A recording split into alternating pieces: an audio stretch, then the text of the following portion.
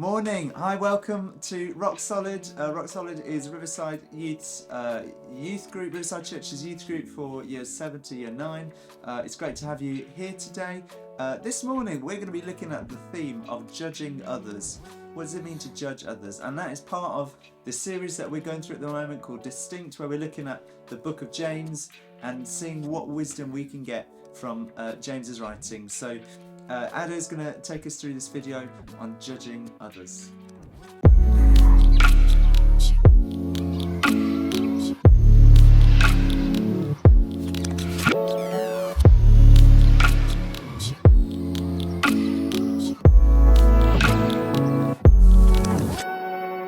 Hey there, it's Ado here. Welcome to another Rock Solid Sunday video. Are you ready? Today we're going to be continuing on the series Distinct. And we're looking at the book of James and thinking about the topic of judging others. A quick question before we start. Would you rather go without your phone or without your dinner? Think of other questions, obviously, of what would you rather and ask each other. And therefore, we're gonna give you 10 seconds countdown to think about that. Would you rather go without your phone or without your dinner?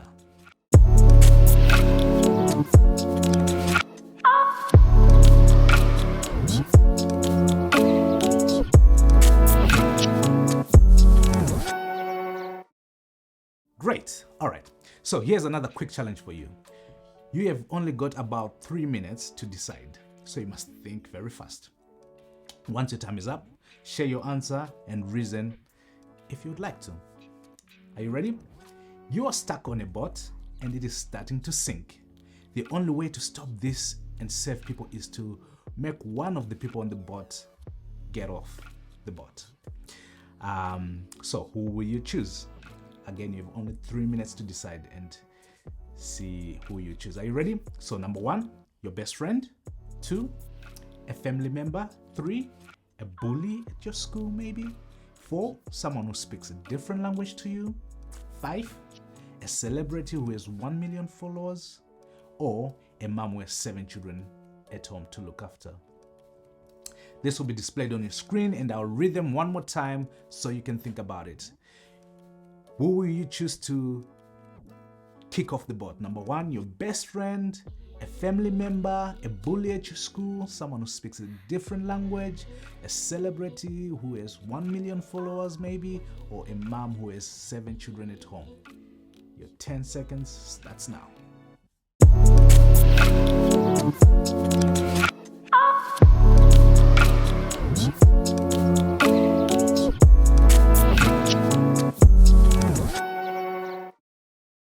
Well, I bet that wasn't as easy as you thought, because you don't know these people's stories.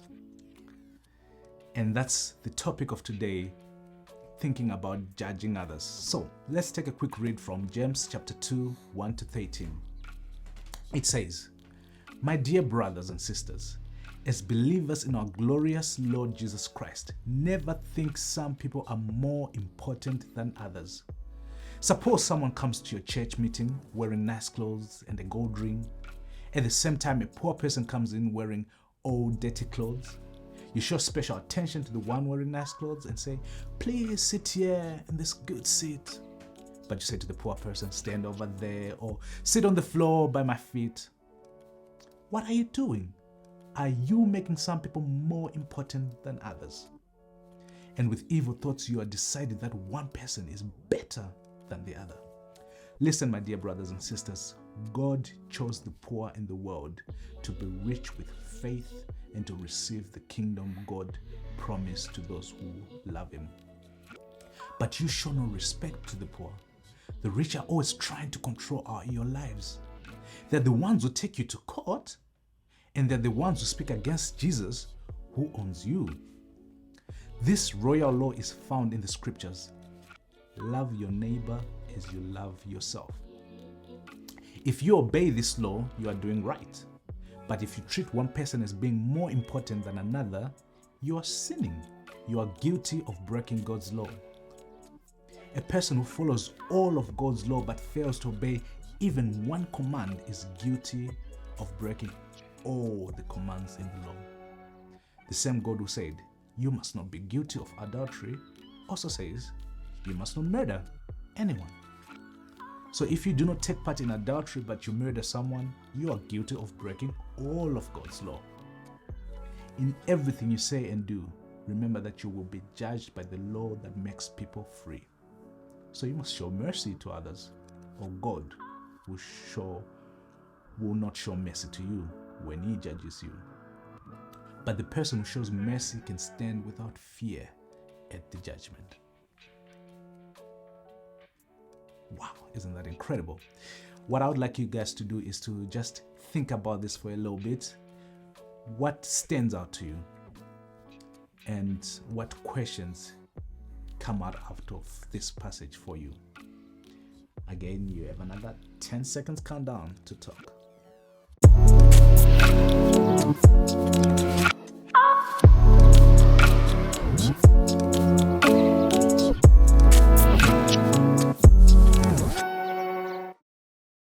All right, let's have a little bit of a talk about this passage.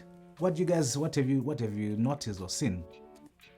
Did you notice that it talks about how if we are believers in our glorious Lord Jesus, we must not show favoritism? I think that there are two key points in here. One is that we shouldn't show favoritism, and the second is that the reason for this is that our glorious Lord, He is the only one who can judge fairly because He is God. We are not God, friends. As in the game, we can't choose who deserves something. We only know part of the story. We don't know what our best friend might have done. We don't know if the bully was going through some struggles back at home. Only God knows each of those stories, and He can judge because He is pure in heart and He is just in His judgments. There's a story about a teacher. Every day a pupil was late to school, and when he came in, his teacher would punish him because he was late. And this went on for a time. Then one day the teacher saw that boy pushing his dad in a wheelchair. It turns out that the boy was a young care, and he had to look after his dad and care for him before going to school.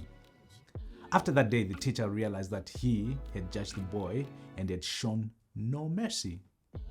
It's a very simple story, of course, but mercy triumphs over judgment, as the verse said. If we read verse 8, it says that our law is to love our neighbor as ourselves, and favoritism and judgment break this command. I'd like you to have again another quick chat in your group with these following questions.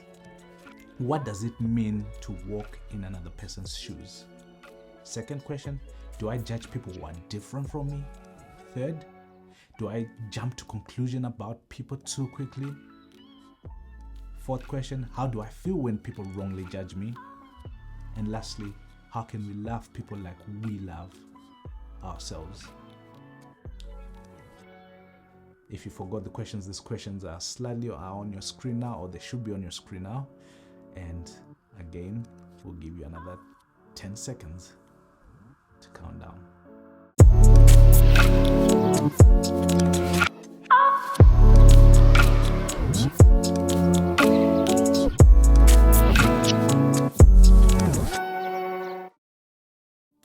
I hope this has been a bit helpful and making sense to you. We're gonna go into a bit of a time of prayer right now. But before we do that, I'd like you to think of someone who you may have judged too quickly or who you haven't been very neighborly to. Write on a stick of paper what you have judged them. Just put that in a bit of pencil and say sorry to God for this.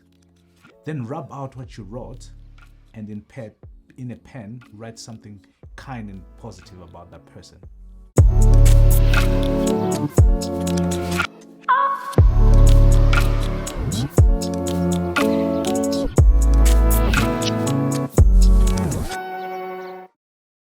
Well, this week, see if you can be a secret angel and do something to love your neighbor without them knowing it was you. It could be to sneak a little note into their bag or leave a present for them. Do something nice and be a good neighbor. Goodbye, and hope to see you next week. Thank you, guys.